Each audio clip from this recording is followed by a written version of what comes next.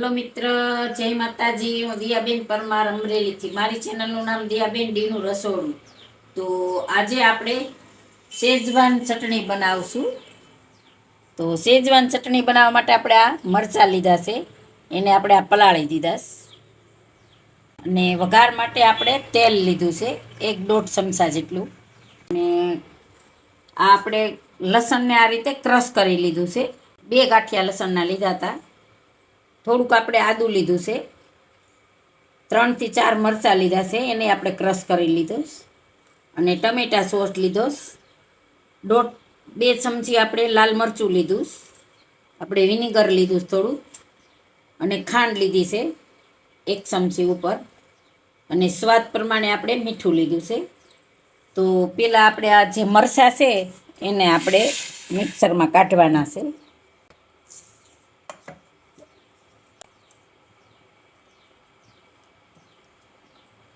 એકદમ સરસ પલળી ગયા છે। તો આમાં આપણે આને નાખી દેવું બધાય મરચાં। તો આ બધાય મરચાં આપણે આમાં નાખી દીધા છે। તો એમાં થોડુંક આપણે આ પાણી નાખશું। એકદમ લાલ થઈ ગયું પાણી, કાશ્મીર મરચું છે ને એટલે। હવે આપણે આને પીસી લેવું। તો આપણે આ ચટણીને જો એકદમ સરસ મસ્ત થઈ ગઈ છે, સરસ થઈ ગઈ છે। તો હવે આને આપણે સાઈડમાં જવા દેવું ને આપણે વઘાર કરી લેવું। આપણે કઢાઈ માંડશું। આમાં થોડુંક તેલ આપણે વધારે નાખવાનું, એટલે આપણી ચટણી છે એ બગડે નહીં। તો તેલને ગરમ આપણે થવા દેવું। તો તેલ આપણું ગરમ થઈ ગયું છે। તો એમાં પહેલાં આપણે લસણ નાખી દેવું।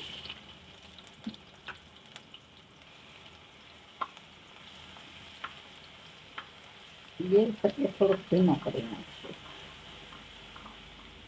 હવે આપણે એમાં આદું નાખી દેવું।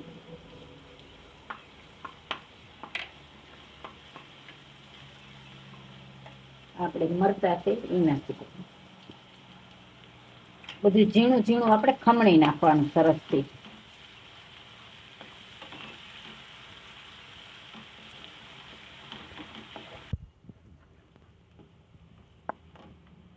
તો સરસ એકદમ થઈ ગયું ને, તો હવે આપણે આમાં લાલ મરચું નાખી દેવું।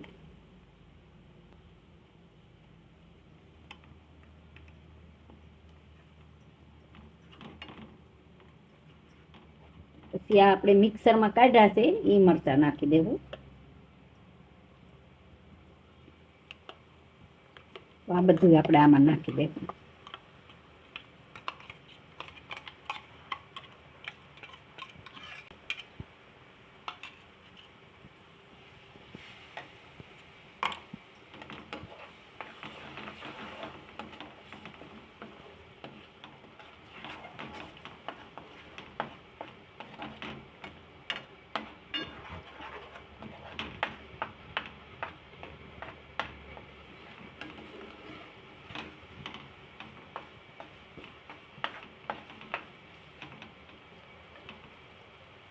હવે આપણે આ ખાંડ નાખી દેવું।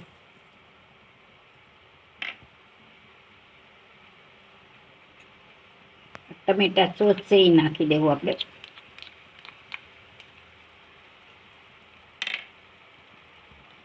ને મીઠું નાખશું સ્વાદ પ્રમાણે।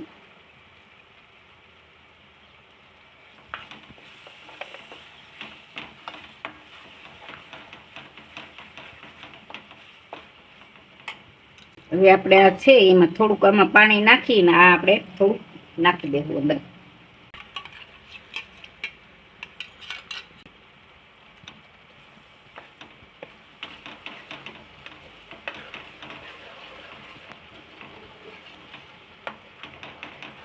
હવે આપણે આ વિનેગર નાખી દેવું।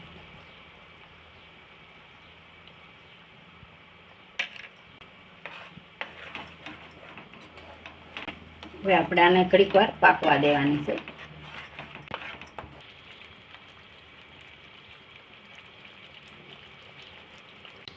તો જો એકદમ મસ્ત આપણી શેઝવાન ચટણી બની ગઈ છે। જો આ તમે ડબ્બામાં ભરીને રાખી દો તો તમારે ફ્રીજમાં મહિનો 15 દી તમારે ટેસ્ટથી હાલે. બહુ મસ્ત બને છે. હવે આપણે આમાં સર્વ કરી લેવું. એકવાર જરૂર ટ્રાય કરજો, બહુ મસ્ત બને. કોઈ પણ વસ્તુની હારે આ શેઝવાન ચટણી હાલે એમ.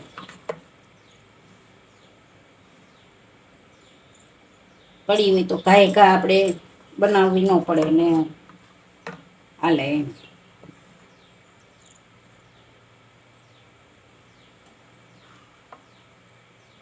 કાશ્મીરી મરચું હતું ને એટલે આપણે તો તૈયાર છે આપણી શેઝવાન ચટણી. જો મારી રેસીપી પસંદ આવે તો લાઈક કરજો, શેર કરજો અને સબસ્ક્રાઈબ કરજો. બેલ આઇકન જરૂર દબાવજો. કોમેન્ટ કરીને કહેજો કે તમને કેવી લાગી શેઝવાન ચટણી.